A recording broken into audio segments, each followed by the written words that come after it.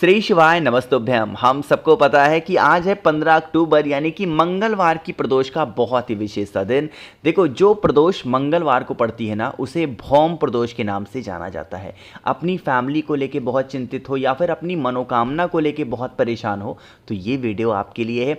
पता है, आज आपको कहीं बाहर भी नहीं जाना। अपने घर पे अगर आपने चावल के साथ 2 दीपक लगा दिया ना, यकीन मानिए पूरी फैमिली खुश रहेगी। और जो प्रदोष का दिन होता है, शिव शंभु और माँ सती के मिलन का दिन होता है, तो आप सभी को इस उपाय को ज़रूर करना, ठीक है ना। चलो स्टार्ट करते हैं वीडियो को।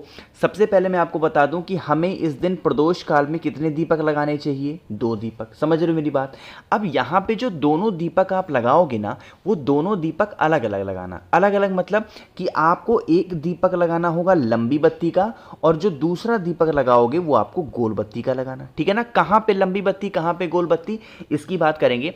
सबसे पहला जो दीपक आपको लगाना है वो आपको लगाना होगा शिव शंभु भोलेनाथ के शिवलिंग के पास में। मुझे पूरी उम्मीद है कि आप लोग हिंदू धर्म से हैं, सनातन धर्म से हैं, तो आपके पास में क्या होगा, जो दीपक हो जो महादेव का शिवलिंग होगा वो ज़रूर होगा, ठीक है ना। आपको महादेव के शिवलिंग के पास में कौन सा दिया लगाना चाहिए, हमेशा गोल बत्ती का। ये बात मैं आपको बता चुका हूँ। अब यहाँ पे एक चीज़ का ध्यान रखिएगा, जब महादेव के शिवलिंग के पास में हम कोई दीपक लगाते हैं तो काले तिल का बहुत बड़ा महत्व होता है। जो आपके पास में काला तिल हो, 1 चुटकी काला तिल पहले इस दीपक के नीचे रखेंगे, और फिर आपको इस दीपक को किसके नाम से जलाना है, तुम रुकेश्वर महादेव या फिर तुम रुका जी। फिर से बोल रहा हूं, कौन से महादेव, तुम रुकेश्वर महादेव या फिर तुम रुका जी के नाम से इस दीपक को जलाना होगा। साथ ही साथ 1 चुटकी चावल का दाना लीजिएगा, और उस 1 चुटकी चावल के दाने को इसी जलते हुए दीपक के अंदर अगर आप डाल देते हैं तो इससे महादेव बहुत खुश होते हैं। ये तो बात हो गई पहले दीपक की। अब हमने तो दीपक लगा दिया महादेव को, जो दूसरा दीपक हमें लगाना है वो लगाना चाहिए कहाँ पे, लंबी बत्ती का दिया, और वो भी कहाँ पे, बेल पेड़ के नीचे। देखो, अब वो बेल का पेड़ अगर बड़ा हो तब तो बहुत अच्छी बात है, बट अगर आपने अपने घर में गमले में लगा रखा है तो वहाँ पे भी इस दीपक को लगा सकते हैं। पहला दीपक गोल बत्ती का, जो दूसरा दिया लगाओगे बेल पेड़ के नीचे लगाएंगे। कौन सी बत्ती का, लंबी बत्ती का दिया आपको लगाना होगा। इस चीज़ का ध्यान रखिएगा। अब जब यहाँ पे आप दीपक को लगाएंगे तो दीपक के नीचे क्या रखना है, चावल के कुछ दानों को रखना होगा दीपक के नीचे। और जब आप इस दीपक को प्रज्वलित कर दें, जब आप इस दीपक को जला दें, तो मां सती से यह विनती करेंगे, हे मां, हमारे घर में इस तरीके से समस्याएं हैं, इस तरीके से प्रॉब्लम चल रही हैं, आप हमारी इन समस्याओं को दूर करें। ऐसे प्रार्थना करके और फिर 1 चुटकी चावल का दाना इसी जलते हुए दीपक के अंदर डाल देना। इन दोनों दीपक को सिर्फ और सिर्फ प्रदोष काल में और प्रदोष के दिन ही लगाया जाता है। अगर आपने कर लिया इस उपाय को तो यकीन मानिए परिवार तो खुश रहेगा ही रहेगा, साथ ही साथ आप अपनी मनोकामना भी बहुत जल्दी पूरी कर सकते हैं, ठीक है ना। चलो आगे बढ़ते हैं इस वीडियो के हम लोग अपने दूसरे उपाय की तरफ, जो कि आपको करना है शहद के साथ में। कहोगे भैया इस उपाय के हमें फायदे क्या होंगे, बेनिफिट क्या होगा। देखो, जैसे मान लीजिए कि आप कुछ भी परेशान हो किसी भी चीज़ को लेके और बहुत ज़्यादा चिंतित चल रहे हो, तो आप इस उपाय को करेंगे। चिंतित का मतलब कि आप अपने परिवार को लेके परेशान हो, आप अपने करियर को लेके परेशान हो, आप खुद को लेके परेशान हो, मनोकामना नहीं पूरी हो पा रही है, रोग से ग्रसित हो, तो आपको एक फूल लेना, ठीक है। कि जो फूल मैं यहाँ पे आपको दिखा रहा हूँ यही फूल लेना है, नहीं, हमें एक फूल की ज़रूरत पड़ेगी। वो फूल अगर सफ़ेद मिल जाए आपको ना, तो आप उस सफ़ेद पुष्प को ले लेना। और साथ ही साथ अगर सफ़ेद फूल नहीं मिल पाता है तो जो भी फूल आपके घर पे हो उस फूल को ले लेना, ठीक है ना। अब इतना करने के बाद में आपको ज़रूरत पड़ेगी इस तरीके से शहद की।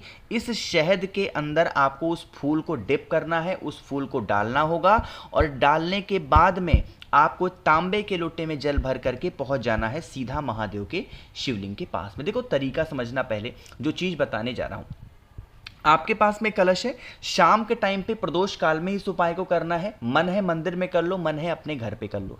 अब इस तांबे के लोटे में जो आधा जल आपको भरना है, वो आधा जल आपको क्या करना होगा, महादेव के शिवलिंग के ऊपर समर्पित करोगे। आधा जल कलश का कहां चढ़ाएंगे, पहुंचते ही महादेव के शिवलिंग के पास में आधा जल उस कलश का चढ़ा देना।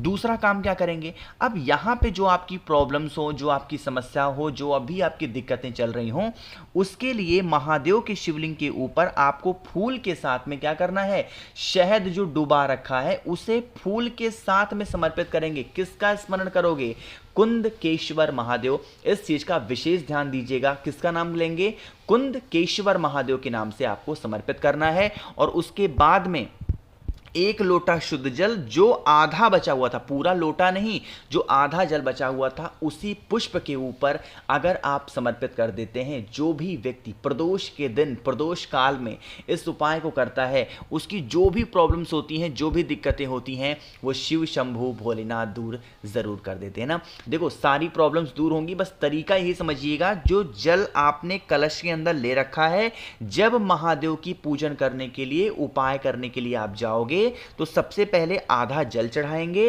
और जब फूल शहद के साथ समर्पित करके अपनी बातें महादेव से कह के, और फिर जो आधा जल बचा होगा उसे समर्पित करना। ये तरीके से करिएगा, इसमें गलती कोई लोग नहीं करेंगे। तो यहां पे हम लोगों ने बात कर ली है अपने 2 उपाय की। आगे बढ़ते हैं बस वीडियो के हम लोग अपने तीसरे उपाय की तरफ, जो कि आपको करना है बेल पत्र के साथ में, ठीक है ना। क्या इसके फायदे हैं और कहां पे करना है, ये मैं आपको तब बताऊंगा जब आप सभी लोग करेंगे वीडियो को लाइक। जिसने अभी तक चैनल को सब्सक्राइब नहीं किया तो करिएगा चैनल को सब्सक्राइब, ठीक है ना। चलो समझने की कोशिश करते हैं इस उपाय को। इजी सा और बहुत ज्यादा आसान सा उपाय है। यह उपाय स्पेशली सिर्फ और सिर्फ किसके लिए होगा, इच्छा पूर्ति के लिए। बहुत दिनों से परेशान हो अपनी किसी भी मनोकामना को लेके, तो आप इस उपाय को कर सकते हैं। इसके लिए हमें 2 चीज़ों की सिर्फ ज़रूरत पड़ेगी।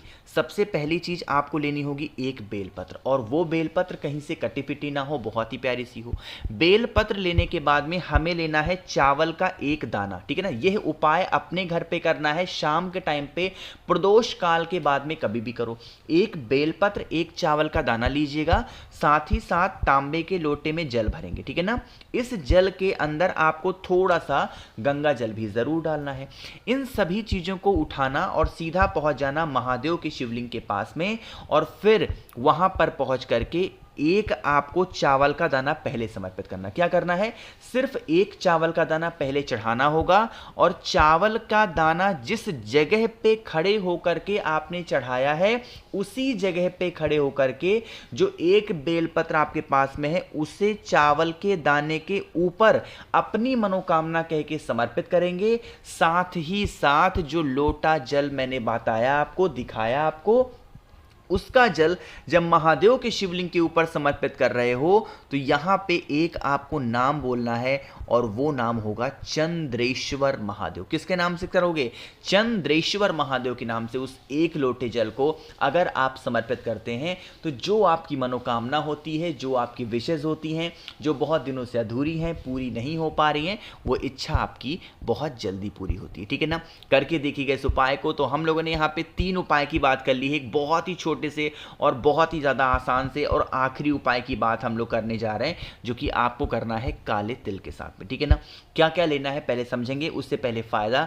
अगर आपके घर में कोई भी व्यक्ति ऐसा है जो रोग से ग्रसित है, मतलब कि कोई बीमारी है, उसका पीछा नहीं छोड़ रही है, तो आपको इस उपाय को करना है। इसके लिए हमें 2 चीजों की जरूरत पड़ेगी। एक तो आपको काला तिल लेना है, दूसरा आपको चावल का दाना लेना। अब कितने चावल के दाने और कितने काले तिल आपको लेने होंगे, मात्र 31 मैंने पिछली वीडियो में बताया था, इस वीडियो में भी समझा रहा हूं। 31 आपको काले तिल लेने हैं, साथ ही साथ आपको 31 चावल के दाने। चावल के दाने भी 31 होंगे, काला तिल भी 31 होगा।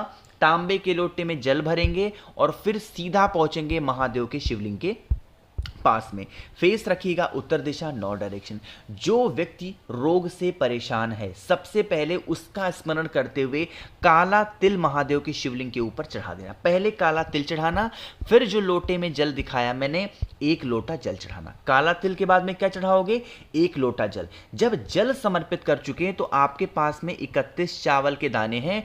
उन 31 चावल के दाने को जिस जगह पे जल चढ़ाया है, कोई भी व्यक्ति घर में बीमार है, उसका आपको नाम और गोत्र बोल के समर्पित करना है।